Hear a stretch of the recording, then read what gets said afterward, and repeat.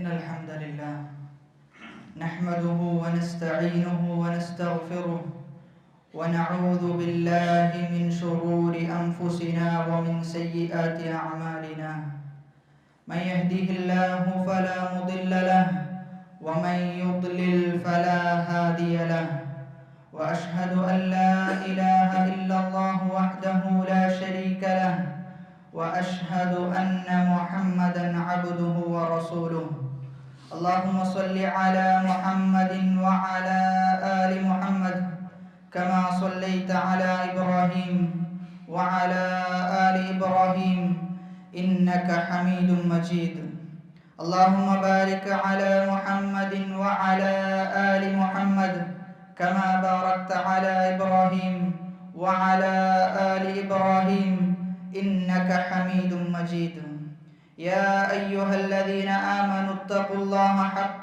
تقاته ولا تموتن إلا وأنتم مسلمون يا أيها الناس اتقوا ربكم الذي خلقكم من نفس واحدة وخلق منها زوجها وبث منهما رجالا كثيرا ونساء واتقوا الله الذي تساءلون به والأرحام إن الله كان عليكم رقيبا أما بعد فإن أصدق الحديث كتاب الله وأحسن الهدي هدي محمد صلى الله عليه وسلم وشر الأمور محدثاتها وكل محدثة بدعة وكل بدعة ضلالة وكل ضلالة في النار ഏറെ ബഹുമാനം നിറഞ്ഞ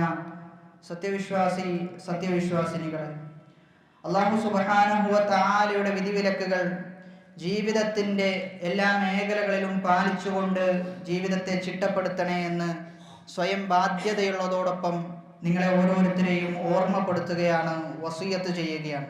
നാഥൻ അനുഗ്രഹിക്കുമാറാകട്ടെ. വളരെ തിരക്കേറിയ ജീവിതമാണ് നമ്മൾ ഓരോരുത്തരും ജീവിച്ചു കൊണ്ടിരിക്കുന്നുള്ളത്. ഒരു കാര്യത്തിൽ നിന്ന് മറ്റൊരു കാര്യത്തിലേക്ക് ഒരു ഇടതടവുമില്ലാതെ സഞ്ചരിച്ചു കൊണ്ടിരിക്കുകയാണ് നമ്മൾ ഓരോരുത്തരും.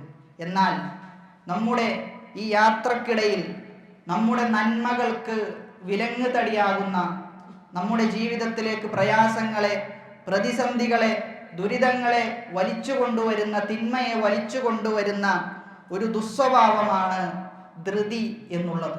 അല്ലാഹു സുബ്ഹാനഹു വ തആല മനുഷ്യരുടെ വിശേഷണമായി കൊണ്ട് പറഞ്ഞത് വകാനൽ ഇൻസാനു അജൂല, മനുഷ്യൻ അവൻ ഏറെ തിടുക്കം കൂട്ടുന്നവനാണ് എന്നതാണ്.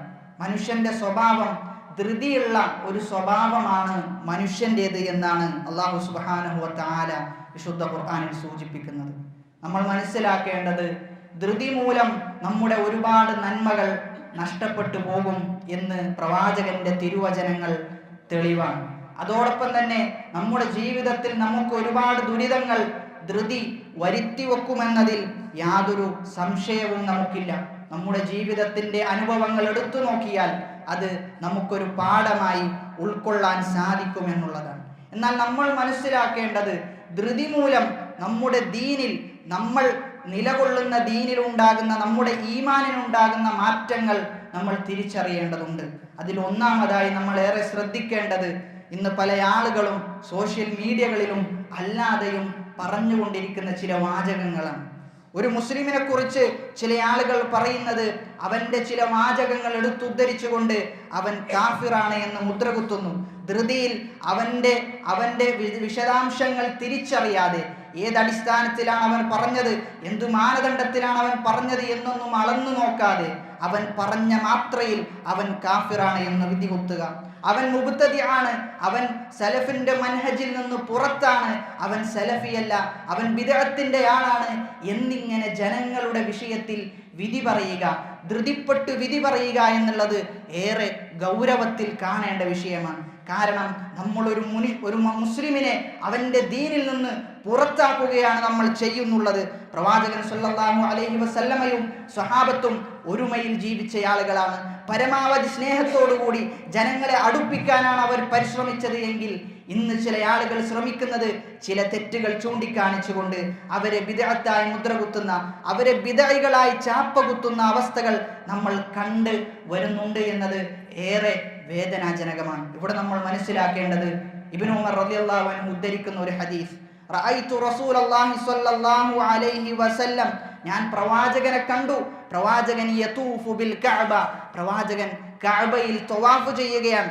ആ സന്ദർഭത്തിൽ പ്രവാചകൻ ആ കഅബയിലേക്ക് നോക്കിക്കൊണ്ട് പറയുന്നുണ്ട്, മാ അത്യബക് വ അത്യബ റീഹക്, അല്ലയോ കഅബ, നീ എത്ര ഭംഗിയുണ്ട്, നീ എത്ര നല്ലതാണ്, നിന്റെ പരിമളം അത് എത്രയോ ഉന്നതമാണ് എന്ന് പ്രവാചകൻ സല്ലല്ലാഹു അലൈഹി വസല്ലമ കഅബയെ നോക്കി പറയുന്നുണ്ട്.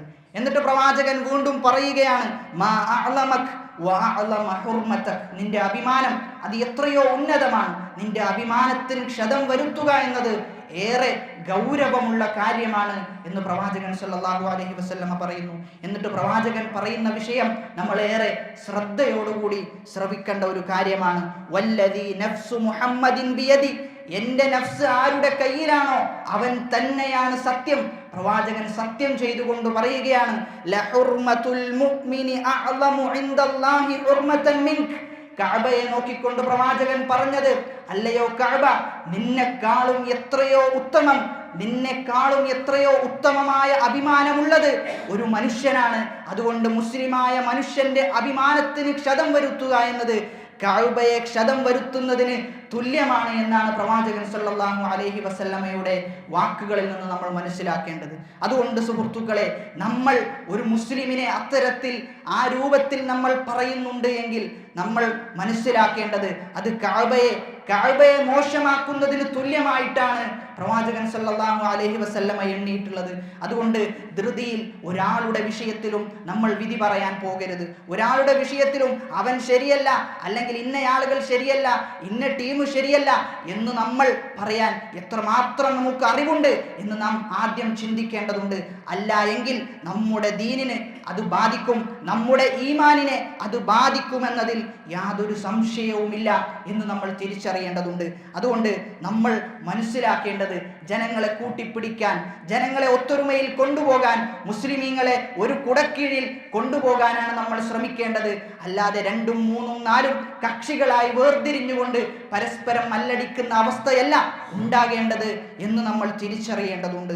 ഇമാം ഇബ്നുൽ ഖയ്യിം റഹിമഹുല്ലാഹ് അദ്ദേഹം രേഖപ്പെടുത്തിയതായി നമുക്ക് കാണാൻ സാധിക്കും, അൽ കുഫ്റു ഹഖ്ഖുല്ലാഹി വ റസൂലിഹി ബിശ്ശർഇ യസ്ബുതു ലാ ബിഖൗലി ഫുലാനി. കുഫ്റും ഷിർക്കും, ഇന്നയാൾ കാഫിറാണ്, അല്ലെങ്കിൽ ഇന്നയാൾ ഫാസിക്കാണ്, തെമ്മാടിയാണ്, ബിദ്അയാണ് എന്നൊക്കെ പറയുന്നത് അത് വെറും വാക്കുകൊണ്ട് സ്ഥിരപ്പെടുകയില്ല. നേരെ മറിച്ച് അത് പ്രവാചകൻ സല്ലല്ലാഹു അലൈഹി വസല്ലമ നമുക്ക് കൊണ്ടുവന്ന ദീന കൊണ്ട് മാത്രമേ സ്ഥിരപ്പെടുകയുള്ളൂ. ഒരാൾ നീ കാഫിറാണ് എന്ന് പറഞ്ഞതുകൊണ്ട് കാഫിറാവുകയില്ല. നേരെ മറിച്ച് അതിന് കൃത്യമായ തെളിവുകൾ വേണം, അതിന് കൃത്യമായ മാനദണ്ഡങ്ങൾ വേണം. അതുകൊണ്ട് സാധാരണക്കാരായ നമ്മെ സംബന്ധിച്ചിടത്തോളം ഒരിക്കലും അത്തരത്തിലുള്ള വിഷയത്തിൽ നമ്മൾ കടന്നു ചെല്ലേണ്ടതില്ല എന്ന് തന്നെയാണ് പണ്ഡിതന്മാർ നഖശികാന്തം അത്തരത്തിലുള്ള ആളുകളെ എതിർത്തതായും നമ്മൾ കാണാൻ സാധിക്കുന്നുണ്ട്.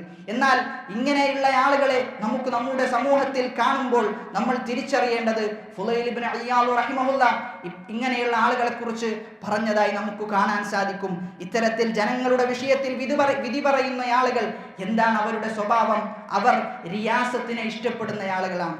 സ്ഥാനമാനങ്ങളെ ഇഷ്ടപ്പെടുന്ന ഒരു വ്യക്തി അവൻ ജീവിതത്തിൽ എന്തും ചെയ്യാൻ തയ്യാറാകുമെന്നതാണ് ചരിത്രം നമുക്ക് സാക്ഷിയായിട്ടുള്ളത്. സ്ഥാനമാനം ഇഷ്ടപ്പെടുന്ന ഒരു വ്യക്തി അവൻ അസൂയുള്ളവനാകും, അവൻ അക്രമിയാകും. അങ്ങനെ അവൻ ജനങ്ങളുടെ ഉയൂബുകൾ, ജനങ്ങളുടെ പോരായ്മകളെ കണ്ടെത്തി ആ പോരായ്മകൾ ജനങ്ങൾക്ക് മുമ്പിൽ പറയുന്ന ഒരവസ്ഥയുണ്ടാകുമെന്നാണ് അദ്ദേഹം പറയുന്നത്. എത്രത്തോളം എന്നാൽ വകരിഹ അൻ യുദ്കറ അഹദുൻ ബിഖൈരിൻ, ഒരാളെ കുറിച്ച് പോലും ഖൈറ് പറയുന്നത് ഇഷ്ടപ്പെടാത്ത അവസ്ഥ ഉണ്ടാകുമെന്നാണ് പറഞ്ഞു വരുന്നത്. അതുകൊണ്ട് നമ്മൾ ആരെക്കുറിച്ചും ഒന്നും പറയാൻ നമ്മൾ ആയിട്ടില്ല എന്ന് നമ്മൾ തിരിച്ചറിയേണ്ടതുണ്ട് എന്നാണ്. ദീനിന്റെ ബാലപാഠങ്ങൾ പോലും അറിയാത്ത ഒരു വ്യക്തി അദ്ദേഹം മറ്റൊരാളെ കുറിച്ച് പറയുന്നത് നീ ദീനിന് പുറത്താണ്, അല്ലെങ്കിൽ നീ ദീനിന്റെ ചിട്ടകൾ ശരിയായി ചെയ്യുന്നില്ല എന്ന് എങ്ങനെയാണ് സുഹൃത്തുക്കളെ നമുക്ക് പറയാൻ സാധിക്കുക? അള്ളാഹുവിന്റെ ദീനിന്റെ വിഷയത്തിൽ ഗൗരവം നമുക്കുണ്ടാകേണ്ടതുണ്ട്. അത് ഞാനും നിങ്ങളുമല്ല സംസാരിക്കേണ്ടത്, നേരെ മറിച്ച് അത്തരത്തിലുള്ള വിഷയം സംസാരിക്കേണ്ടത് ഉന്നതന്മാരായ പണ്ഡിതന്മാരാണ് എന്ന തിരിച്ചറിവ് ആദ്യം നമുക്കുണ്ടാകേണ്ടതുണ്ട്. ഇമാം ഇബ്നു ബാസ് റഹിമഹുല്ലയുടെ സമകാലീനനായ ഒരു വ്യക്തി മുഹമ്മദുൽ ഗസാലി എന്ന് പറയുന്ന ഒരുപാട് പണ്ഡിതന്മാർ മുഹമ്മദുൽ ഗസാലിയെ കുറിച്ച് പറഞ്ഞത് അദ്ദേഹം ഇസ്ലാമിൽ നിന്ന് തന്നെ പുറത്തുപോയി എന്ന് ഒരുപാട് പണ്ഡിതന്മാർ വിധി പറഞ്ഞ വ്യക്തിയാണ്. എന്നാൽ ഇബ്നു ബാസ് റഹിമഹുല്ലയുടെ അടുക്കലേക്ക് അദ്ദേഹം വന്നപ്പോൾ ഇബ്നു ബാസ് റഹിമഹുല്ല അദ്ദേഹത്തെ റൂമിലേക്ക് കൂട്ടിക്കൊണ്ടുപോയിട്ട് അദ്ദേഹത്തോട് വളരെ നസീഹത്തോടു കൂടി പറഞ്ഞു കൊടുത്തു, താങ്കൾ എഴുതിയ ഗ്രന്ഥത്തിൽ ഇന്ന പിശകുകളുണ്ട്, അത് താങ്കൾ തിരുത്തണം, അത് താങ്കൾ തിരുത്താൻ ബാധ്യസ്ഥനാണ് എന്ന് വളരെ നസീഹത്തോടു കൂടി വളരെ സൗമ്യതയോടുകൂടി അദ്ദേഹത്തോട് പറഞ്ഞു എന്നാണ്. അദ്ദേഹത്തിന് മുഹമ്മദുൽ ഗസാലിക്ക് രാത്രി ഒരു മീറ്റിങ്ങിന് എത്തിച്ചേരേണ്ടതുണ്ടായിരുന്നു. എന്നാൽ അദ്ദേഹം ആ മീറ്റിങ്ങിന് എത്തിച്ചേരാതെ വൈകിയാണെന്ന് അദ്ദേഹം ആ മീറ്റിങ്ങിലേക്ക് എത്തുന്നുള്ളത്. ആ സമയത്ത് അദ്ദേഹം പറയുന്നുണ്ട്, ഞാൻ ഇന്നൊരു മനുഷ്യനെ കണ്ടുമുട്ടി, ഞാൻ ഒരിക്കലും വിചാരിച്ചിട്ടില്ല അദ്ദേഹം ഈ രൂപത്തിൽ എന്നോട് പെരുമാറുമെന്ന്. ഞാൻ വിപരീതമാണ് വിചാരിച്ചത്. പക്ഷേ അദ്ദേഹം വളരെ നസീഹത്തോടു കൂടി എന്നോട് കാര്യങ്ങൾ അവതരിപ്പിച്ചു. ഞാനത് തിരുത്താൻ ബാധ്യസ്ഥനാണ്, ഞാൻ തിരുത്തുമെന്ന് പറഞ്ഞുകൊണ്ടാണ് അദ്ദേഹം അവിടെ നിന്ന് പടിയിറങ്ങിയത്. നമ്മൾ മനസ്സിലാക്കേണ്ടത് അദ്ദേഹം ഇസ്ലാമിൽ നിന്ന് പുറത്താണ് എന്ന് പറഞ്ഞ വ്യക്തിയോട് പോലും ഇബ്നു ബാസ് റഹിമഹുല്ല പെരുമാറിയ രൂപം നമ്മൾ തിരിച്ചറിയേണ്ടതുണ്ട്. അതുകൊണ്ട് ചെറിയ ചെറിയ ചെറിയ തെറ്റുകൾ കാണുമ്പോൾ അതിനെ ഹൈലൈറ്റ് ചെയ്ത് അതിൻ്റെ ആളുകൾ ശരിയല്ല, അല്ലെങ്കിൽ അവൻ പുറത്താണ് എന്ന് പറയുന്നത് നമുക്ക് യോജിച്ചതല്ല എന്ന് നമ്മൾ തിരിച്ചറിയേണ്ടതുണ്ട്. എന്താണ് പണ്ഡിതന്മാർ പറഞ്ഞത്? ഒരു വ്യക്തി ഒരു വാക്ക് പറഞ്ഞാൽ നീ ശ്രദ്ധിക്കേണ്ടത് അവന് 70 ഒഴിവ് കഴിവുകൾ കണ്ടെത്തണമെന്നാണ്. ഒരുത്തൻ ഒരു വാക്ക് പറഞ്ഞു, ആ വാക്ക് പറഞ്ഞാൽ നമ്മൾ ശ്രദ്ധിക്കേണ്ടത് 70ഓളം ഒഴിവ് കഴിവുകൾ അവന് പറയണം, അവന് കണ്ടെത്തണം എന്നുള്ളതാണ്. അവൻ ചിലപ്പോൾ എന്തെങ്കിലും കാരണം ഉണ്ടായേക്കാം, ആ ഒരു അടിസ്ഥാനത്തിൽ പറഞ്ഞതായിരിക്കാം, അല്ലെങ്കിൽ അശ്രദ്ധയിൽ പറഞ്ഞതായേക്കാം, അല്ലെങ്കിൽ അവൻ്റെ ചെറിയ നാക്കുപിശകായേക്കാം ഉണ്ടായത് എന്നിങ്ങനെ ഉദുറുകൾ കണ്ടെത്താൻ നമ്മൾ തയ്യാറാകണമെന്നാണ്. അങ്ങനെ ഉദുറുകൾ കണ്ടെത്താൻ, ഒഴിവ് കഴിവുകൾ കണ്ടെത്താൻ നമുക്ക് സാധിക്കുന്നില്ല എങ്കിൽ നമ്മൾ മനസ്സിലാക്കേണ്ടത് നമ്മുടെ പോരായ്മ കൊണ്ടാണ്, നമ്മുടെ മനസ്സിന്റെ മോശത്തരം കൊണ്ടാണ് നമുക്ക് അങ്ങനെയുള്ള ഉദുറുകൾ കണ്ടെത്താൻ സാധിക്കാത്തത് എന്ന് നമ്മൾ തിരിച്ചറിയണമെന്നാണ്. അതുകൊണ്ട് സഹോദരങ്ങളെ, അല്ലാഹു സുബ്ഹാനഹു വ തആല പറഞ്ഞതുപോലെ വഅതസിമു ബിഹബ്ലില്ലാഹി ജമീഅ വലാ തഫറഖു, നിങ്ങൾ അല്ലാഹുവിന്റെ കിതാബും സുന്നത്തും നിങ്ങൾ മുറുകെ പിടിക്കണം, നിങ്ങൾ ഒരിക്കലും കക്ഷികളായി നിങ്ങൾ ഭിന്നിക്കരുത് എന്നാണ് അല്ലാഹു സുബ്ഹാനഹു വ തആല പറയുന്നത്. അതുകൊണ്ട് ഒരുമയിലാണ് വിജയം എന്ന് തിരിച്ചറിഞ്ഞുകൊണ്ട് ഒത്തൊരുമയോടുകൂടി ദഅവത്തിന്റെ മാർഗത്തിൽ മുന്നേറാൻ നമ്മൾ തയ്യാറാകേണ്ടതുണ്ട് എന്നതാണ് ഈ വിഷയത്തിൽ നമ്മൾ മനസ്സിലാക്കേണ്ടത്. ഒരുപാട് പണ്ഡിതന്മാർ ഈ വിഷയത്തിൽ, മുതിർന്ന പണ്ഡിതന്മാർ സൂചിപ്പിച്ചത് തുടക്കക്കാരായ വിദ്യാർത്ഥികൾ ഇത്തരം വിഷയത്തിൽ ഒരിക്കലും ഇടപെടാൻ പാടില്ല എന്ന് തന്നെ അവർ പറഞ്ഞതായി കാണാൻ സാധിക്കും. എത്രത്തോളം എന്ന് പറഞ്ഞാൽ അംറുൻ ഖതീർ, വളരെ അപകടകരമായ വിഷയമാണ് ദീനിന്റെ വിഷയത്തിൽ ഇത്തരത്തിലുള്ള നിലപാടെടുക്കുക എന്നത്. അതുകൊണ്ട് ഫൽ വാജിബു അലൈഹിം ത്വലബുൽ ഇൽം, അവർ ശ്രദ്ധിക്കേണ്ടത്, അവർക്ക് നിർബന്ധമായത് അറിവ് തേടുക, അത് പഠിക്കുക, അത് ജീവിതത്തിൽ പ്രാവർത്തികമാക്കുക എന്നതാണ്. സുഹൃത്തുക്കളെ, നമ്മൾ ഒരാളെ കുറിച്ച് കുറ്റം പറയുമ്പോൾ, ഒരാളെ കുറിച്ച് മോശം പറയുമ്പോൾ, ഒരു സംഘത്തെക്കുറിച്ച് മോശം പറയുമ്പോൾ നമ്മൾ ശ്രദ്ധിക്കേണ്ടത് അതിനു മാത്രം എൻ്റെ ജീവിതത്തിൽ എന്തുണ്ട് എന്ന് നമ്മൾ ആലോചിക്കേണ്ടതുണ്ട്. സലഫുകൾ ജീവിച്ചതുപോലെ നമുക്ക് ജീവിക്കാൻ സാധിക്കുന്നുണ്ടോ എന്ന് നമ്മൾ ആലോചിക്കേണ്ടതുണ്ട്. ഇസ്തിഗാസയുടെ വിഷയത്തിൽ, തവസ്സുലിന്റെ വിഷയത്തിൽ നമ്മൾ എതിർക്കേണ്ടതുപോലെ എതിർക്കേണ്ടതുണ്ട്. പക്ഷെ എതിർക്കുമ്പോൾ തന്നെ നമ്മൾ സലഫുകൾ ജീവിച്ചതുപോലെ നമ്മൾ ജീവിക്കേണ്ടതുണ്ട്. സുന്നത്ത് നോമ്പുകൾ നമ്മൾ എടുക്കേണ്ടതുണ്ട്. രാത്രി നിസ്കാരങ്ങൾ സജീവമാകേണ്ടതുണ്ട്. അതുകൊണ്ട് സലഫുകൾ ജീവിച്ചതുപോലെയാണോ എൻ്റെ ജീവിതം എന്ന് നമ്മൾ എപ്പോഴും തിരിച്ചറിയേണ്ടതുണ്ട്. അതുകൊണ്ട് നമ്മുടെ ജീവിതത്തിൽ തന്നെ ഒരുപാട് പോരായ്മകളുണ്ട്. പിന്നെ എങ്ങനെയാണ് മറ്റൊരുത്തന്റെ പോരായ്മകൾ അന്വേഷിച്ച് അതിനെ ജനങ്ങൾക്ക് മുമ്പിൽ പുറത്തു കാണിക്കാൻ ഒരു മുസ്ലിമിനെ സംബന്ധിച്ചിടത്തോളം ഒരിക്കലും തോന്നുകയില്ല എന്നുള്ളതാണ് യാഥാർത്ഥ്യം. അതുകൊണ്ട് ധൃതിപ്പെട്ടുകൊണ്ട് ഒരാളുടെ വിഷയത്തിലും നമ്മൾ യാതൊന്നും പറയാൻ പോകേണ്ടതില്ല എന്നതാണ് ഇസ്ലാമിൻ്റെ അടിസ്ഥാനം. അത് കൈകാര്യം ചെയ്യേണ്ടത് മഹത്തുക്കളായ ഉന്നതന്മാരായ പടുക്കളായ പണ്ഡിതന്മാരാണ് അത്തരം വിഷയങ്ങൾ കൈകാര്യം ചെയ്യേണ്ടത് എന്ന് നമ്മൾ തിരിച്ചറിയേണ്ടതുണ്ട്. രണ്ടാമത്തേത്, വാർത്തകൾ പ്രചരിപ്പിക്കുന്നിടത്ത് ചില ആളുകൾ അതിൻ്റെ നിജസ്ഥിതി അറിയാതെ ധൃതിയോടുകൂടി ഞാനായിരിക്കണം ആദ്യം ആ വാർത്ത പ്രചരിപ്പിക്കുന്നയാൾ എന്ന നിലക്ക് വാർത്ത പ്രചരിപ്പിക്കുന്ന ആളുകൾ വളരെ ഗൗരവത്തോടുകൂടി നമ്മൾ മനസ്സിലാക്കേണ്ട വിഷയമാണ്. പ്രവാചകൻ സല്ലല്ലാഹു അലൈഹി വസല്ലമ പറഞ്ഞു, കഫാ ബിൽ മർഇ കദിബൻ അൻ യുഹദ്ദിസ ബികുല്ലി മാ സമിഅ. കേട്ടതെല്ലാം പറയുക എന്നത് തന്നെ മതിയായതാണ് കളവായി തീരാൻ എന്നാണ്. കളവ് അവനെ നരകത്തിലേക്ക് എത്തിക്കും എന്നുള്ളതാണ് പ്രവാചകന്റെ അധ്യാപനം. അതുകൊണ്ട് കേട്ടതെല്ലാം പ്രചരിപ്പിക്കുക, വാർത്തയായി നമുക്ക് കിട്ടിയതെല്ലാം പ്രചരിപ്പിക്കുക.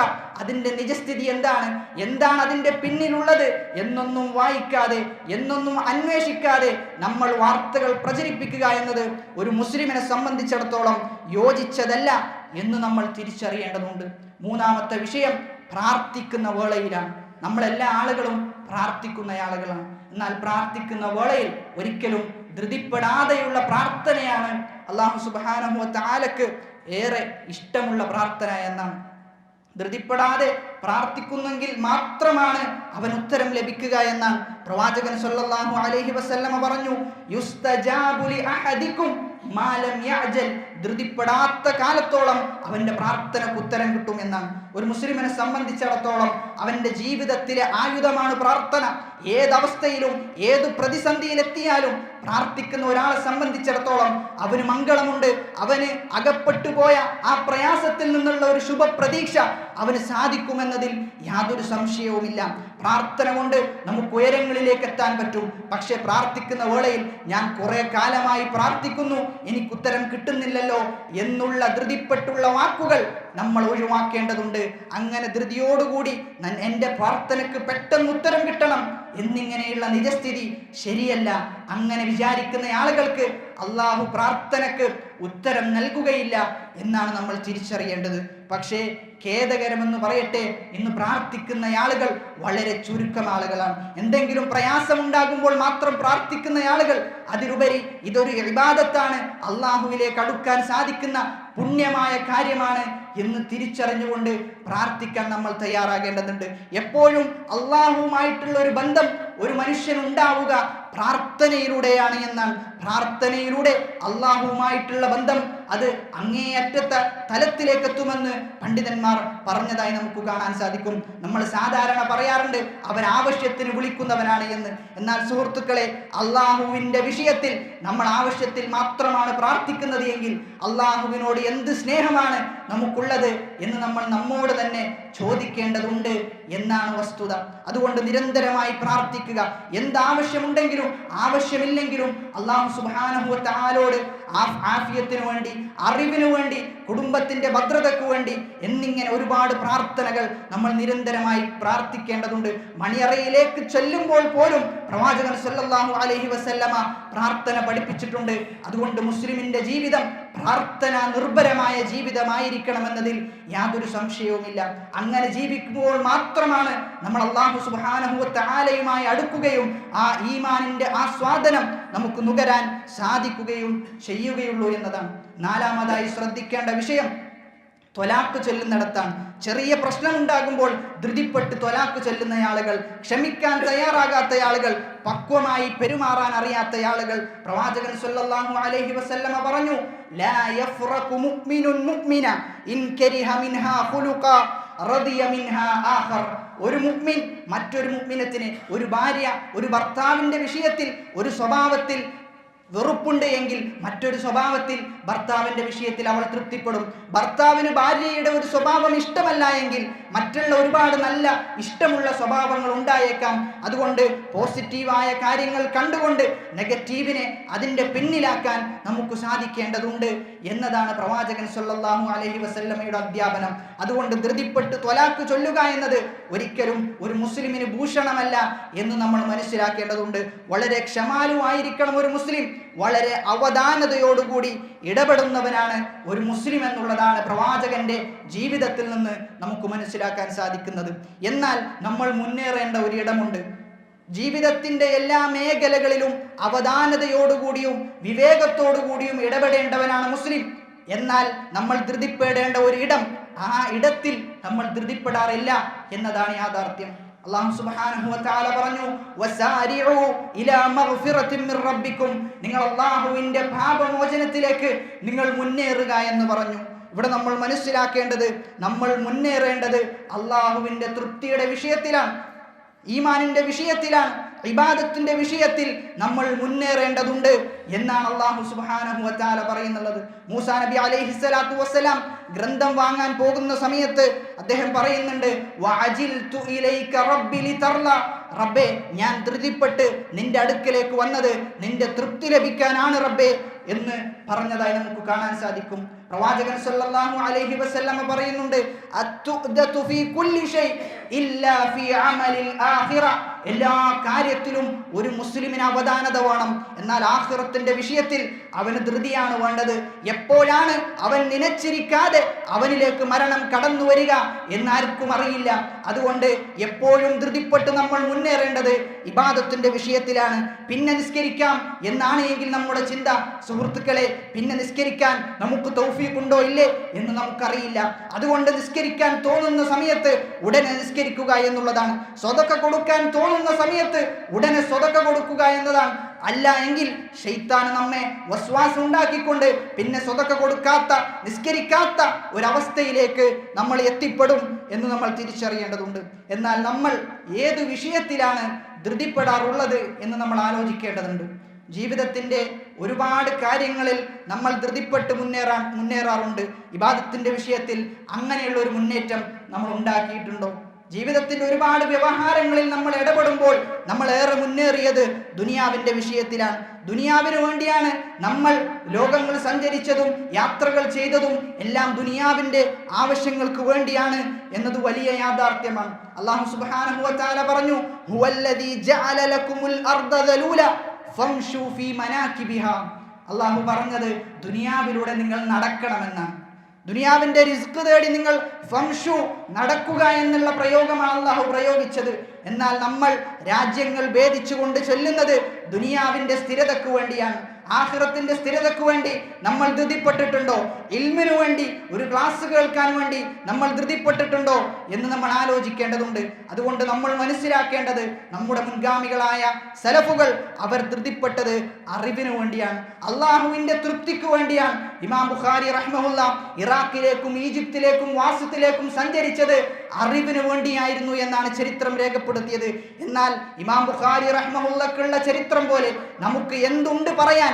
ഞാൻ ഇന്നടത്തേക്ക് പോയത് അള്ളാഹുവിന്റെ തൃപ്തിക്ക് വേണ്ടിയാണ്, ഞാൻ ഇന്ന സ്ഥലത്തേക്ക് പോയത് അള്ളാഹുവിന്റെ തൃപ്തിക്ക് വേണ്ടിയാണ്, ഞാൻ ധൃതിപ്പെട്ടിട്ടുണ്ട് എൻ്റെ ജീവിതത്തിൽ എന്ന് നമുക്ക് പറയാൻ സാധിക്കുമോ സുഹൃത്തുക്കളെ? അതുകൊണ്ട് നമ്മൾ മനസ്സിലാക്കേണ്ടത്, സ്വഹാബത്ത് പോയ സ്വർഗത്തിലേക്ക്, താബിഉകൾ പോയ സ്വർഗത്തിലേക്ക്, അതേ സ്വർഗത്തിലേക്കാണ് നമുക്കും പോകാറുള്ളത്. അതുകൊണ്ട് എന്തുണ്ട് നമ്മുടെ കയ്യിൽ എന്ന് നമ്മൾ നിത്യവും ആലോചിക്കേണ്ടതുണ്ട് എന്നതാണ് വസ്തുത.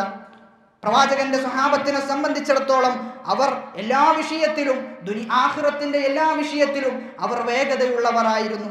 എന്നാൽ ദുനിയാവിന്റെ വിഷയം വരുമ്പോൾ വളരെ അവധാനതയോടുകൂടിയാണ്, വളരെ വിവേകത്തോടു കൂടിയാണ് അവർ കാര്യങ്ങൾ നിർവഹിക്കാറുള്ളത് എന്ന് പ്രവാചകൻ സല്ലല്ലാഹു അലൈഹി വസല്ലമയുടെ അടുക്കലേക്ക് ഒരിക്കൽ ഒരു സ്വഹാബിയും അദ്ദേഹത്തിന്റെ ഒരു സമുദായവും ദൂരദിക്കിൽ നിന്ന് പ്രവാചകന്റെ അടുക്കലേക്ക് വരികയാണ്. അങ്ങനെ മദീനയിലേക്ക് എത്തി. പ്രവാചകനെ കണ്ട മാത്ര തന്നെ അദ്ദേഹത്തിന്റെ കൂടെ ഉണ്ടായിരുന്ന അൽ അഷജ് അബ്ദുൽ ഖൈസ് എന്ന സ്വഹാബി വര്യന്റെ കൂടെ ഉണ്ടായിരുന്ന ആളുകൾ അവർ ധൃതിപ്പെട്ടുകൊണ്ട് പ്രവാചകന്റെ അടുക്കലേക്ക് പോയി. പ്രവാചകനെ കെട്ടിപ്പിടിച്ചു. എന്നാൽ അഷജ് എന്ന് പറയുന്ന വ്യക്തി, അദ്ദേഹം വളരെ അവധാനതയോടുകൂടി, അദ്ദേഹം വളരെ പതുക്കെ അദ്ദേഹത്തിന്റെ യാത്രാമുഷിപ്പൊക്കെ മാറ്റി അദ്ദേഹം പ്രവാചകൻ സല്ലല്ലാഹു അലൈഹി വസല്ലമയുടെ അടുക്കലേക്ക് ചെന്നു എന്നാണ്. പ്രവാചകൻ സല്ലല്ലാഹു അലൈഹി വസല്ലമ അദ്ദേഹത്തെ നോക്കി പറഞ്ഞത്, അഷജ്, താങ്കൾക്ക് രണ്ട് സ്വഭാവമുണ്ട്. യുഹിബ്ബുഹുമല്ലാഹ്, അല്ലാഹു ഏറെ ഇഷ്ടപ്പെടുന്ന രണ്ട് സ്വഭാവം താങ്കൾക്കുണ്ട്. ഒന്ന് അൽ ഹിൽമു വൽ അനാത്ത്, ഒന്ന് അവധാനതയാണ്, മറ്റൊന്ന് വിവേകമാണ് താങ്കൾക്കുള്ളത് എന്നാണ്. കാരണം അഷജ് യാത്ര കഴിഞ്ഞു, യാത്രാമുഷിപ്പൊക്കെ മാറ്റി വളരെ സാവധാനത്തോടു കൂടിയാണ് പ്രവാചകനെ കാണാൻ ചെന്നത്. എന്നാൽ അദ്ദേഹത്തിന്റെ കൂടെ ഉണ്ടായ അനുയായികൾ ധൃതിപ്പെട്ടുകൊണ്ട്, പ്രവാചകനോടുള്ള സ്നേഹം കൊണ്ട് അവർ ധൃതിപ്പെട്ട് മുന്നേറി. എന്നാൽ അഷജ് വളരെ അവധാനതയോടുകൂടിയാണ് പോയത് എന്നാണ്. അതുകൊണ്ട് ദുനിയാവിൻ്റെ എല്ലാ വിഷയത്തിലും നമുക്ക് അവധാനത കാത്തു സൂക്ഷിക്കാൻ നമുക്ക് സാധിക്കേണ്ടതുണ്ട് എന്നാണ് ഈ പറഞ്ഞ ചരിത്ര സംഭവങ്ങൾ നമുക്ക് രേഖപ്പെടുത്തി തരുന്നത്. പ്രവാചകൻ സല്ലല്ലാഹു അലൈഹി വസല്ലമയുടെ സ്വഭാവം വളരെ വിവേകപൂർണമായ സ്വഭാവമായിരുന്നു. പ്രവാചകൻ ഒരിക്കലും കയർത്തു സംസാരിക്കുന്ന, അനാവശ്യമായി ദേഷ്യപ്പെടുന്ന ഒരു സ്വഭാവമായിരുന്നില്ല പ്രവാചകന്റേത് എന്നാണ് ചരിത്രം നമുക്ക് ബോധ്യപ്പെടുത്തി തരുന്നത്. ഒരു യഹൂദിയായ വ്യക്തി പ്രവാചകൻ സല്ലല്ലാഹു അലൈഹി വസല്ലമക്ക് എത്ര വിവേകമുണ്ട് എന്ന് അളക്കി നോക്കാമെന്ന് പറഞ്ഞുകൊണ്ട് പ്രവാചകന്റെ വിവേകത്തെ പരീക്ഷിച്ചു നോക്കാൻ അദ്ദേഹം പ്രവാചകന്റെ അടുക്കലേക്ക് ചൊല്ലുകയാണ്. ആ സമയത്ത് പ്രവാചകന്റെ അടുക്കൽ കുറച്ച് സ്വഹാബികളുണ്ട്. ആ സ്വഹാബികളെ സംബന്ധിച്ചിടത്തോളം ഭക്ഷണമില്ലാതെ പ്രവാചകന്റെ അടുക്കലേക്ക് വേവലാതി പറയാൻ വന്ന ആളുകളാണ്. പ്രവാചകരെ, ഞങ്ങളുടെ അടുക്കൽ തിന്നാൻ യാതൊരു ഭക്ഷണവുമില്ല എന്നുള്ള വാർത്തയുമായിട്ടാണ് പ്രവാചകന്റെ അടുക്കലേക്ക് അവർ വന്നിട്ടുള്ളത്. ആ സമയത്ത് ഈ യഹൂദിയായ വ്യക്തി അവിടെയുണ്ട്. അദ്ദേഹം പറഞ്ഞു, പ്രവാചകരെ, ഞാൻ നിങ്ങൾക്ക് കടം തരാം. നിങ്ങൾ ഈ കടം കൊണ്ട് ഈ കടം ഇവർക്ക് കൊടുക്കുകയും എന്നിട്ട് എനിക്ക് പിന്നീട് കുറച്ച് ദിവസങ്ങൾക്ക് ശേഷം തന്നാൽ മതി എന്ന് പ്രവാചകനോട് കരാറിൽ ഏർപ്പെട്ടു. അങ്ങനെ പ്രവാചകൻ അദ്ദേഹം തന്ന ഈത്തപ്പഴം കടമായി സ്വീകരിച്ച് സ്വഹാബത്തിന് തിന്നാൻ കൊടുത്തു. പിറ്റേ ദിവസം പ്രവാചകൻ സ്വഹാബികളും അവർ ജനാസ കഴിഞ്ഞു തിരിച്ചു വരുന്ന വേളയിൽ ഈ യഹൂദിയായ വ്യക്തി അദ്ദേഹം പ്രവാചകന്റെ കോളറിലേക്ക് പിടിച്ചുകൊണ്ട് 4-5 ദിവസം കഴിഞ്ഞു വരാമെന്ന് പറഞ്ഞ യഹൂദി പിറ്റേ ദിവസം തന്നെ വന്നുകൊണ്ട് പ്രവാചകന്റെ കോളറിൽ പിടിച്ച് അദ്ദേഹം പറഞ്ഞു, അബ്ദുൽ മുത്തലിബിന്റെ മക്കളൊക്കെ ഇങ്ങനെ തന്നെയാണ്. കടം ചോദിച്ചാൽ നാളെ തരാം, പിന്നെ തരാം എന്നിങ്ങനെ പറഞ്ഞ് ഡേറ്റ് നീട്ടുന്ന ആളുകളാണ് പ്രവാചകൻ സല്ലല്ലാഹു അലൈഹി വസല്ലം എന്ന് പ്രവാചകന്റെ മുമ്പിൽ പറഞ്ഞു. ഉമർ ഇബ്നുൽ ഖത്താബ് റളിയല്ലാഹു അൻഹുവിനെ സംബന്ധിച്ചിടത്തോളം അത് പിടിച്ചില്ല. ഉമർ ഇബ്നുൽ ഖത്താബ് റളിയല്ലാഹു അൻഹു വാളൂരി അദ്ദേഹത്തെ വെട്ടണോ എന്ന് പ്രവാചകനോട് ചോദിച്ചു എന്നാണ്. പ്രവാചകൻ വളരെ വിവേകപൂർണമായി, പ്രവാചകൻ ദേഷ്യപ്പെട്ടില്ല. ദേഷ്യപ്പെടേണ്ട ഇടമായിട്ടുകൂടി പ്രവാചകനൊന്നും മിണ്ടിയില്ല. പ്രവാചകൻ കുറച്ചു കഴിഞ്ഞ് അദ്ദേഹത്തോട് പറഞ്ഞു, കടം താങ്കൾക്ക് ചോദിക്കാം, പക്ഷെ ചോദിക്കുകയാണെങ്കിൽ വളരെ മാന്യതയോടുകൂടി താങ്കൾ ചോദിക്കേണ്ടതുണ്ട് എന്നാണ്. എന്നിട്ട് ഉമർ ഇബ്നുൽ ഖത്താബ് റളിയല്ലാഹു അൻഹുവിനോട് പ്രവാചകൻ പറഞ്ഞു, നീ അദ്ദേഹത്തിന്റെ കടം വീട്ട് അദ്ദേഹത്തിന് കുറച്ചധികം നീ നൽകണമെന്നും പറഞ്ഞു. അങ്ങനെ ഉമർ റളിയല്ലാഹു അൻഹു അദ്ദേഹത്തിന്റെ കടം വീട്ടി അദ്ദേഹത്തിന് കുറച്ചധികം നൽകി. അപ്പോൾ ആ യഹൂദിയായ വ്യക്തി തിരിച്ചു ചോദിക്കുന്നുണ്ട്, അല്ല, ഞാൻ ഇത്രയൊന്നും പ്രവാചകന് നൽകിയിട്ടില്ല, പിന്നെ എന്തിനാണ് എനിക്ക് ഇത്രയും തിരിച്ചു തന്നത് എന്ന് ചോദിച്ച വേളയിൽ അള്ളാഹുവിന്റെ റസൂല് പറഞ്ഞതാണ് താങ്കൾക്ക് ഇത്ര തരണമെന്നുള്ളത്, അതുകൊണ്ട് ഞാൻ തന്നു, ഞാൻ പെരുമാറിയത് ശരിയായിട്ടില്ല കേട്ടോ എന്ന് യഹൂദിയോട് ഉമർ ഇബ്നുൽ ഖത്താബ് റളിയല്ലാഹു അൻഹു പറഞ്ഞു. ഈ പ്രവാചകന്റെ വിവേകപൂർണമായ ഇടപെടലുകൾ കണ്ട ഈ വ്യക്തി ഇസ്ലാമിലേക്ക് വന്നു എന്നാണ്. ഇസ്ലാമിലേക്ക് വന്നു എന്ന് മാത്രമല്ല, അദ്ദേഹം മദീനയിലെ ഏറ്റവും വലിയ സമ്പന്നനായിരുന്നു. അദ്ദേഹം പറഞ്ഞു, പ്രവാചകൻ സല്ലല്ലാഹു അലൈഹി വസല്ലമയുടെ ഈ ദീനിലേക്ക് ഞാൻ ഒരുപാട് സംഭാവന ചെയ്യുകയാണ് എന്ന് പറഞ്ഞുകൊണ്ട് അദ്ദേഹത്തിന്റെ സമ്പത്തിൽ നിന്ന് പകുതിയോളം അദ്ദേഹം സംഭാവന ചെയ്തു എന്നാണ് ചരിത്രം. നമ്മൾ മനസ്സിലാക്കേണ്ടത് പ്രവാചകന്റെ വിവേകപൂർണമായ അവധാനതയോടുകൂടിയുള്ള ഇടപെടലുകൾ, പ്രവാചകൻ സല്ലല്ലാഹു അലൈഹി വസല്ലമയുടെ സ്വഭാവം ഒരു മനുഷ്യനെ, ഒരു യഹൂദിയായ മനുഷ്യനെ ഇസ്ലാമിലേക്ക് എത്തിച്ചിട്ടുണ്ട് എങ്കിൽ നമ്മൾ മനസ്സിലാക്കേണ്ടത് നമ്മുടെ സ്വഭാവം ആ രൂപത്തിലായി തീരേണ്ടതുണ്ട്.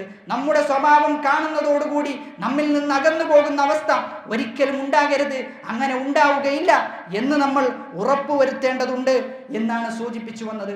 അതുകൊണ്ട് ഒരു മുസ്ലിം എല്ലാ വേളകളിലും അവൻ അവധാനതയോടുകൂടി പെരുമാറുന്ന, വിവേകത്തോടുകൂടി ഇടപെടുന്ന ആളാകേണ്ടതുണ്ട്. അവൻ ധൃതിപ്പെടേണ്ടത് അവന്റെ ആഖിറത്തിന്റെ വിഷയത്തിൽ മാത്രമാണ്. നമ്മൾ ഒരുപാട് പിന്നിലാണ് ആഖിറത്തിന്റെ വിഷയത്തിൽ എന്ന് തിരിച്ചറിഞ്ഞുകൊണ്ട് മുന്നേറാൻ നമ്മൾ പരിശ്രമിക്കേണ്ടതുണ്ട്. അല്ലാഹു സുബ്ഹാനഹു വ തആല അത്തരത്തിൽ പരിശ്രമിക്കുന്ന ആളുകളുടെ കൂട്ടത്തിൽ നമ്മെ ഓരോരുത്തരെയും ഉൾപ്പെടുത്തി അനുഗ്രഹിക്കുമാറാകട്ടെ.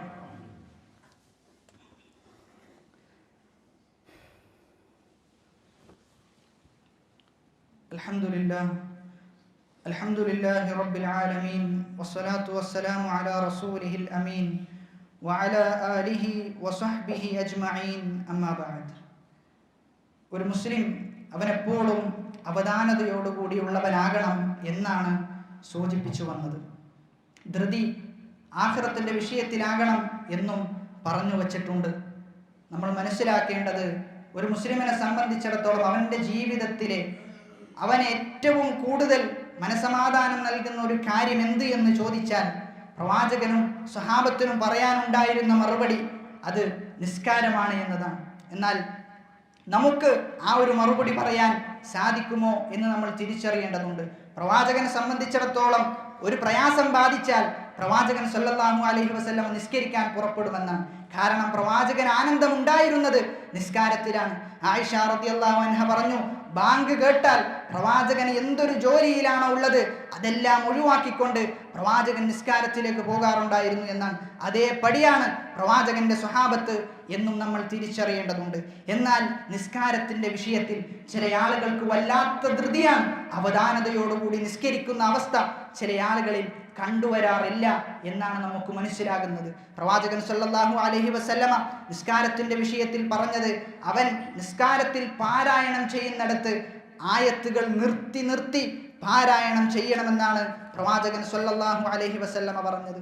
പ്രവാചകന്റെ ഭാര്യമാരിൽ ഒരാൾ പ്രവാചകന്റെ ഫാത്തിഹയെ കുറിച്ച്, പ്രവാചകൻ നിസ്കരിക്കുന്ന സമയത്ത് എങ്ങനെയാണ് സൂറത്തുകൾ പാരായണം ചെയ്യാറുണ്ടായിരുന്നത് എന്നതിനെ കുറിച്ച് പറഞ്ഞത്, യഖ്റഉ, പ്രവാചകൻ ആയത്തുകൾ, യഖ്തഉ, ആയത്തൻ ആയത്തൻ, ഓരോ ആയത്തും പ്രവാചകൻ നിർത്തി നിർത്തിയാണ് പാരായണം ചെയ്യാറുണ്ടായിരുന്നത് എന്നാണ്. അതായത് അൽഹംദുലില്ലാഹി റബ്ബിൽ ആലമീൻ എന്നവിടെ നിർത്തി പിന്നെ അർ-റഹ്മാനിർ റഹീം എന്നുള്ള രൂപത്തിലായിരുന്നു പ്രവാചകന്റെ പാരായണം. കൂട്ടി ഓതുക എന്നത് ഉത്തമമായതല്ല. നേരെ മറിച്ച് നിർത്തി നിർത്തി വളരെ അവധാനതയോടുകൂടി അതിൻ്റെ അർത്ഥങ്ങൾ മനസ്സിലാക്കി അതിൻ്റെ ആശയ തലങ്ങളിലേക്ക് എത്തിച്ചേർന്നുകൊണ്ടുള്ള നിസ്കാരമാണ് പ്രവാചകൻ സല്ലല്ലാഹു അലൈഹി വസല്ലമ പ്രോത്സാഹിപ്പിച്ചിട്ടുള്ളത്. രണ്ടാമത്തെ ചില ആളുകൾ ധൃതിപ്പെടുന്നത് ഹുവ അദ്മു ഇത്മാമിർ റുകൂഇ വസുജൂദ്, റുക്കൂഉം സുജൂദും പൂർത്തിയായി ചെയ്യാതിരിക്കുക. റുക്കൂഇലേക്ക് എത്തുമ്പോൾ തന്നെ നേരെ ഉയർന്ന് ഇഅ്തിദാലിലേക്ക് നിൽക്കുന്ന അവസ്ഥ ഒരിക്കലും അത് ശരിയല്ല. നേരെ മറിച്ച് അവധാനതയോടുകൂടി റുക്കൂയിൽ അടങ്ങി ഒതുങ്ങി താമസിക്കേണ്ടതുണ്ട്, സുജൂദിൽ അടങ്ങി താമസിക്കേണ്ടതുണ്ട്. അടങ്ങി താമസിക്കുക എന്നത് നിസ്കാരത്തിന്റെ പ്രധാനപ്പെട്ട ഘടകങ്ങളിൽ ഒന്നാണ് എന്നാണ് പണ്ഡിതന്മാർ പഠിപ്പിച്ചിട്ടുള്ളത്. നമ്മൾ മനസ്സിലാക്കേണ്ടത് 50-60 വർഷം ജീവിച്ചിട്ട് നമ്മുടെ ഒരു നിസ്കാരം പോലും അല്ലാഹു സുബ്ഹാനഹു വ തആല നിസ്കരിച്ചിട്ടില്ല എന്ന് നമ്മൾ തിരിച്ചറിയുകയാണ് എങ്കിൽ എന്തായിരിക്കും നമ്മുടെ അവസ്ഥ എന്ന് നമ്മൾ ആലോചിക്കേണ്ടതുണ്ട്. ഒരിക്കലും തിരിച്ചു വന്നുകൊണ്ട് നിസ്കരിക്കാൻ നമുക്ക് സാധിക്കുകയില്ല. പ്രവാചകൻ സല്ലല്ലാഹു അലൈഹി വസല്ലമ തന്റെ തിരുവചനത്തിൽ പറഞ്ഞു, ഇന്നർ റജുല ലയുസല്ലി 60 സന, ഒരു മനുഷ്യൻ 60 വർഷം നിസ്കരിക്കും. ഒരു മനുഷ്യനെ കുറിച്ച് പ്രവാചകൻ പറയുകയാണ്, അവൻ 60 വർഷം നിസ്കരിക്കും. വമാ തുഖ്ബലു ലഹു സ്വലാ, 60 വർഷത്തിൽ നിസ്കരിച്ച ഒരു നിസ്കാരം പോലും അല്ലാഹു സുബ്ഹാനഹു വ തആല സ്വീകരിച്ചിട്ടുണ്ടാവുകയില്ല എന്നാണ്. എന്താണ് അതിന്റെ കാരണമായി പ്രവാചകൻ പഠിപ്പിച്ചത്? ലഅല്ലഹു യുതിമ്മുർ റുകൂഅ വലാ യുതിമ്മു സുജൂദ്, അവൻ റുകൂഅ് ചിലപ്പോൾ പൂർത്തിയാക്കും, പക്ഷെ സുജൂദ് അവൻ നേരാവണ്ണം ചെയ്യുകയില്ല. ചിലപ്പോൾ സുജൂദ് പൂർത്തിയായി ചെയ്യും, റുകൂഅ് പൂർത്തിയായി ചെയ്യുകയില്ല.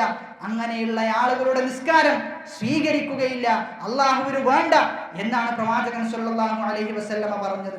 അതുകൊണ്ട് നമ്മൾ നിസ്കരിക്കേണ്ടത് പ്രവാചകൻ നിസ്കരിച്ചതുപോലെയാണ്. നമ്മൾ മനസ്സിലാക്കേണ്ടത് അല്ലാഹു സ്വീകരിക്കുന്നെങ്കിൽ സ്വീകരിച്ചാൽ മതി എന്നുള്ള ചിന്തയല്ല നമുക്ക് വേണ്ടത്. നേരെ മറിച്ച് അല്ലാഹു സ്വീകരിക്കണമെങ്കിൽ അത് അതേ പടി അതേ രൂപത്തിൽ നമ്മൾ നിർവഹിച്ചാൽ മാത്രമാണ് അല്ലാഹു സ്വീകരിക്കുക. അല്ലാതെ നമുക്ക് ഇഷ്ടമുള്ള പോലെ നിസ്കരിച്ച് അല്ലാഹു സ്വീകരിക്കണമെന്ന് പറയുന്നതിൽ യാതൊരു ന്യായവുമില്ല എന്ന് നമ്മൾ തിരിച്ചറിയേണ്ടതുണ്ട്. അതോടൊപ്പം തന്നെ ഏറെ ഗൗരവത്തോടു കൂടി ശ്രദ്ധിക്കേണ്ടത് ഇമാമിനെ മുൻകടക്കുക. ധൃതിപ്പെട്ട് ഇമാം അല്ലാഹു അക്ബർ എന്ന് പറയുമ്പോൾ തന്നെ ഇമാമിന് മുമ്പ് റുക്കൂയിലേക്ക് എത്തുന്ന അവസ്ഥ, ഇമാമിന് മുമ്പ് സുജൂദിലേക്ക് എത്തുന്ന അവസ്ഥ, അതൊരിക്കലും ശരിയല്ല. പ്രവാചകൻ സല്ലല്ലാഹു അലൈഹി വസല്ലമ അത് വിരോധിച്ചിട്ടുണ്ട്. കർശനമായി കൊണ്ട് തന്നെ പ്രവാചകൻ തൻ്റെ തിരുവചനത്തിൽ പറഞ്ഞു, അങ്ങനെ ചെയ്യാൻ പാടില്ല എന്ന് പറഞ്ഞതായി നമുക്ക് കാണാൻ സാധിക്കും. അതുകൊണ്ട് ഒരിക്കലും ഇമാമിന് മുൻകിടക്കുന്ന അവസ്ഥ ഉണ്ടാകരുത്. നേരെ മറിച്ച് ഇമാം അല്ലാഹു അക്ബർ എന്ന് പറയുമ്പോൾ ആ റാഗ് നമുക്ക് എപ്പോഴാണോ കേൾക്കുന്നത് ആ സമയത്താണ് നമ്മൾ റുക്കൂയിലേക്ക് പോകേണ്ടത്. ഇമാം പോയി എന്ന് ഉറപ്പ് വരുത്തിയതിനു ശേഷമാണ് നമ്മൾ പോകേണ്ടത്. അതോടൊപ്പം ചില ആളുകൾ ഇമാമിന്റെ ഒപ്പം സുജൂദ് പോകുന്ന ആളുകൾ, ഇമാമിന്റെ ഒപ്പം റുക്കൂയിലേക്ക് പോകുന്ന ആളുകൾ, അതും വെറുക്കപ്പെട്ടതാണ് എന്നാണ് പണ്ഡിതന്മാർ പറഞ്ഞിട്ടുള്ളത്. അതുകൊണ്ട് ഇമാം റുക്കൂയിലേക്ക് എത്തിയതിനു ശേഷമായിരിക്കണം നമ്മൾ റുക്കൂയിലേക്ക് പോകേണ്ടത്. ഇമാം സുജൂദിലേക്ക് എത്തിയതിനു ശേഷമായിരിക്കണം നമ്മൾ സുജൂദിലേക്ക് പോകേണ്ടത്. അതുകൊണ്ട് പറഞ്ഞു വന്നത്, ധൃതി അത് നമ്മുടെ ജീവിതത്തിൽ ഒരുപാട് തിന്മകൾക്ക് കാരണമാകും, നമ്മുടെ നന്മകളെ അത് നിഷ്ഫലമാക്കും എന്നാണ് പറഞ്ഞു വെച്ചത്. അല്ലാഹു സുബ്ഹാനഹു വ തആല കാര്യം കൃത്യമായി ഗ്രഹിക്കാനുള്ള തൗഫീഖ് നൽകി അനുഗ്രഹിക്കുമാറാകട്ടെ. റമദാനിന് ശേഷം ഇവിടെ മദ്രസ ആരംഭിക്കുന്നുണ്ട്. ഈ പള്ളിയുടെ പിന്നിൽ മദ്രസയുമായി ബന്ധപ്പെട്ടുള്ള ആള് ഇരുന്നിട്ടുണ്ടാവും. രജിസ്റ്റർ ചെയ്യേണ്ട ആളുകൾക്ക് രജിസ്റ്റർ ചെയ്യാം. മദ്രസയുടെ പ്രാധാന്യം സൂചിപ്പിക്കേണ്ടതില്ലാത്ത വിധം ഓരോ ആളുകൾക്കും അറിയുന്നതാണ്. നമ്മുടെ മക്കൾ അത് അമാനത്താണ്. മക്കളുടെ വിഷയത്തിൽ അവർക്ക് ദീന് പഠിപ്പിക്കാൻ നമ്മൾ തയ്യാറായിട്ടില്ല എങ്കിൽ പ്രവാചകൻ പറഞ്ഞത്, അവൻ സ്വർഗത്തിന്റെ പരിമളം എന്ന് പറയുന്നത് വളരെ ദൂരദിക്കിലേക്ക് എത്തുന്ന ആ പരിമളം പോലും മണക്കാൻ, അവനെ ആസ്വദിക്കാൻ സാധിക്കുകയില്ല എന്നാണ് പ്രവാചകൻ പറഞ്ഞത്. അതുകൊണ്ട് മദ്രസയുടെ കാര്യം വളരെ ഗൗരവത്തോടു കൂടി തന്നെ എടുക്കണം എന്നാണ് സൂചിപ്പിക്കാനുള്ളത്. അല്ലാഹു സുബ്ഹാനഹു വ തആല അവൻ്റെ ഏറെ ഇഷ്ടപ്പെട്ട ദാസന്മാരുടെ കൂട്ടത്തിൽ നമ്മെ ഓരോരുത്തരെയും ഉൾപ്പെടുത്തി അനുഗ്രഹിക്കുമാറാകട്ടെ. നമ്മിൽ നിന്ന് വന്നുപോയ ചെറുതും വലുതുമായ എല്ലാ പാപങ്ങൾ അല്ലാഹു സുബ്ഹാനഹു വ തആല പുറത്തു മാപ്പാക്കി നൽകുമാറാകട്ടെ. അള്ളാഹുവിനെ എല്ലാ മാർഗത്തിലും സൂക്ഷിച്ച് ജീവിക്കുന്ന, രഹസ്യത്തിലും പരസ്യത്തിലും എല്ലാ മേഖലകളിലും അള്ളാഹുവിന്റെ വിധിവിലക്കുകളെ കാത്തു സൂക്ഷിക്കുന്ന അവന്റെ യഥാർത്ഥ മുത്തഖീങ്ങളായ അടിമകളുടെ കൂട്ടത്തിൽ നമ്മെ ഓരോരുത്തരെയും ഉൾപ്പെടുത്തി അനുഗ്രഹിക്കുമാറാകട്ടെ. നമ്മിൽ രോഗം കൊണ്ട് പ്രയാസപ്പെടുന്ന ഒരുപാട് ആളുകളുണ്ട്. അല്ലാഹു സുബ്ഹാനഹു വ തആല അവർക്ക് പൂർണ്ണ ശിഫ നൽകി പ്രദാനം ചെയ്യുമാറാകട്ടെ. നമുക്ക് പൂർണ്ണ ആരോഗ്യവും അല്ലാഹു സുബ്ഹാനഹു വ തആല പ്രദാനം ചെയ്യുമാറാകട്ടെ. ربنا آتنا في الدنيا حسنة وفي الآخرة حسنة وقنا عذاب النار. ربنا تقبل منا إنك أنت السميع العليم وتب علينا إنك أنت التواب الرحيم. آمين آمين برحمتك يا أرحم الراحمين.